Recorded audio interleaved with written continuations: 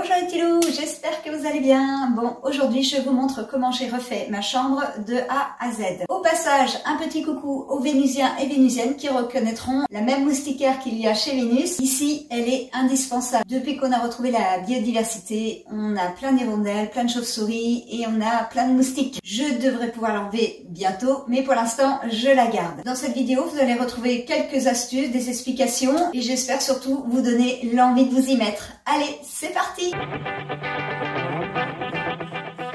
Si vous devez recouvrir des teintes comme du violet comme ça, il vous faudra 3 couches. Soit vous faites la couche de la peinture que vous avez parce que vous en avez suffisamment. Mais si vous êtes juste en peinture de base, sachant qu'elle coûte cher parce que c'est la peinture qui est pigmentée. Alors vous pouvez faire ce qu'on appelle une monocouche de blanc, on appelle ça un après ou une peinture d'accroche. C'est moins cher, vous faites d'abord en blanc et ce sera beaucoup plus facile d'avoir votre teinte derrière. Bon, moi, en l'occurrence, j'ai suffisamment de peinture, puis je veux les finir parce qu'en général, on laisse les fonds de peau, puis c'est gaspillé. Et surtout, en fait, quand vous voulez avoir un beau rendu sur votre peinture, regardez bien la technique. C'est 1 mètre carré par 1 mètre carré.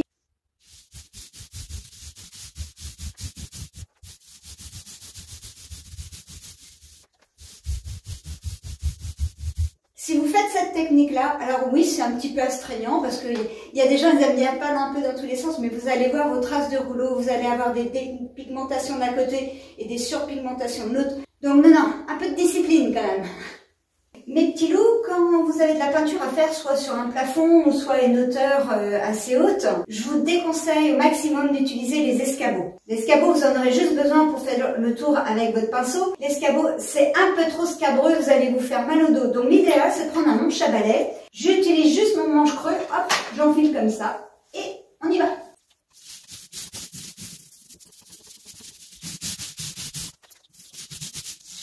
Et toujours en croix. Toujours en croix et on finit toujours dans le sens où on a commencé.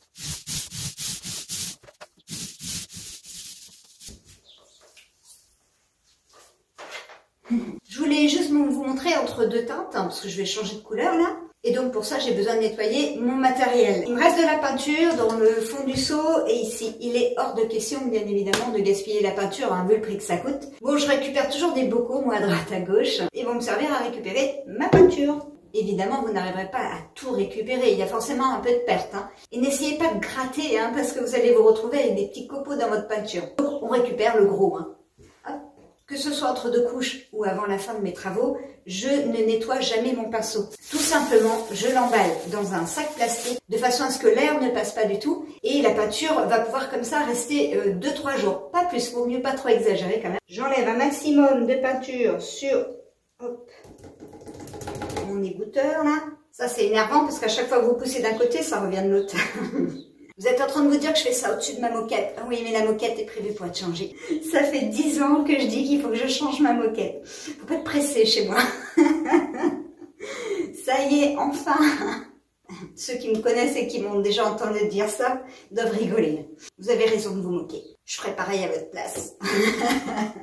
On va prendre le bec verseur du seau.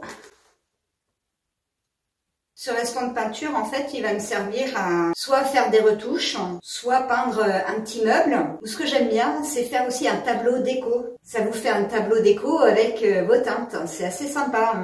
Je vais essayer de vous faire ça. Tiens, ça serait rigolo. Et moi qui pensais être juste sur la peinture, bah non, j'ai encore récupéré 2 gros pots. Bon, le nettoyage, c'est le plus ingrat. Donc c'est bon, j'attaque les angles.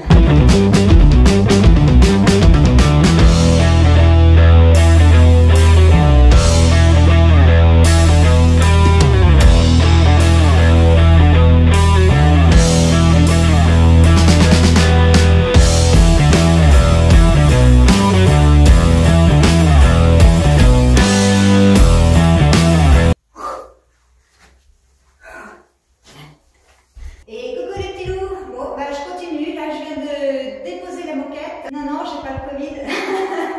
C'était une moquette en fait de très bonne qualité qui avait été posée par des professionnels. Donc il y a pas mal de colle. Et c'est surtout qu'il y a une sorte de pellicule entre la moquette et le sol. Alors ça, faut que j'enlève.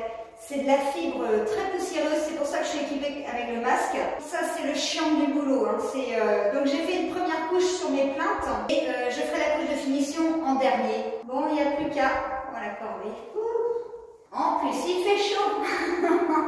Je m'attendais justement, je dis, je vais attendre fin de saison, il fera moins chaud. Bah, tu parles. Allez. D'ailleurs, je vais aller mettre un pantalon, c'est tellement désagréable. Tant pis, je vais avoir chaud, mais j'ai intérêt à prendre une bonne douche tout de suite après avoir fini parce que vraiment c'est de la saloperie. Pour ceux qui se demandent, mais Loïc te donne pas un coup de main? Non, j'aime bien travailler seul. Lui aussi, il profite des derniers beaux jours pour finir ses chantiers. Donc de son côté, il est très occupé aussi. Chacun est à son affaire et c'est très bien comme ça. Salut les petits loups. Bon, aujourd'hui, pause des luminaires. J'ai fait une vidéo pour la pose des plafonniers si vous voulez aller voir. Je vous mets le lien dans la description. Bon là, vous voyez pas, j'ai posé un isolant en sol. Et puis j'attends Loïc pour la pose d'une sol PVC parce que là, c'est beaucoup trop lourd, donc j'arriverai pas toute seule. Donc en attendant, je fais l'électricité.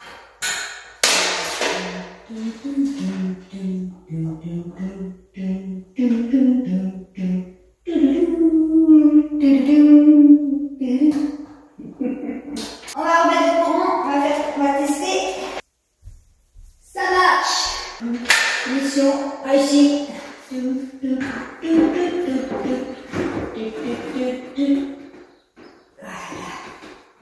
Voilà. Bon, on va mettre la tringle pour la moustiquaire. Oh,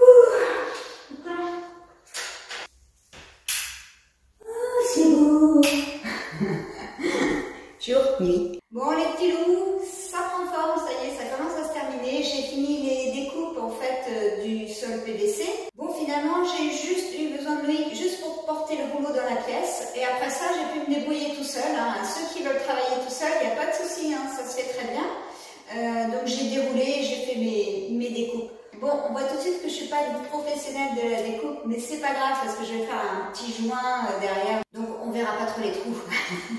Donc là, en fait, j'attends ma deuxième couche de peinture sur les plantes sèches et je vais venir mettre du scotch double face pour que le lino tienne bien dans les coins.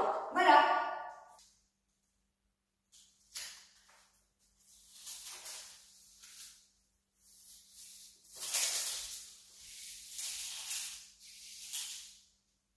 Vous avez été jusqu'au bout de la vidéo, je vous en remercie. Et j'en profite pour faire juste un petit blabla pour tous ceux qui suivent les chaînes de pseudo-autonomistes et qui connaissent la polémique qu'il y a en ce moment. Alors moi, je vais vous dire, j'étais là depuis le début, la création de leur chaîne, tout ça. Et si vous voulez ma pensée, je rejoins totalement Vénus là-dessus. Je trouve que ce petit monde est bien décevant. Et j'ai envie de dire, Blandine, tu me manques. Tu nous manques en fait. Blandine est une youtubeuse qui avait énormément travaillé à rassembler tout ce monde-là, de la permaculture, des autonomistes. Et en fait, tout se casse parce que certains ne tiennent pas leurs égos. Chacun sa vie, chacun ses choix. Malheureusement pour certains, ça va être dramatique. Perso, je ne vais pas m'étaler plus sur l'histoire parce qu'en fin de compte, dans un sens je suis déçue, d'un autre je suis pas surprise et au final j'en ai rien à faire. Ça va pas changer ma vie, ça va pas changer mes objectifs, donc basta. Donc moi pour l'instant je continue à partager mes connaissances, à partager ce que je fais et là-dessus je vous souhaite une bonne journée, une bonne soirée. Bisous, à très bientôt mes petits loups. Ciao ciao.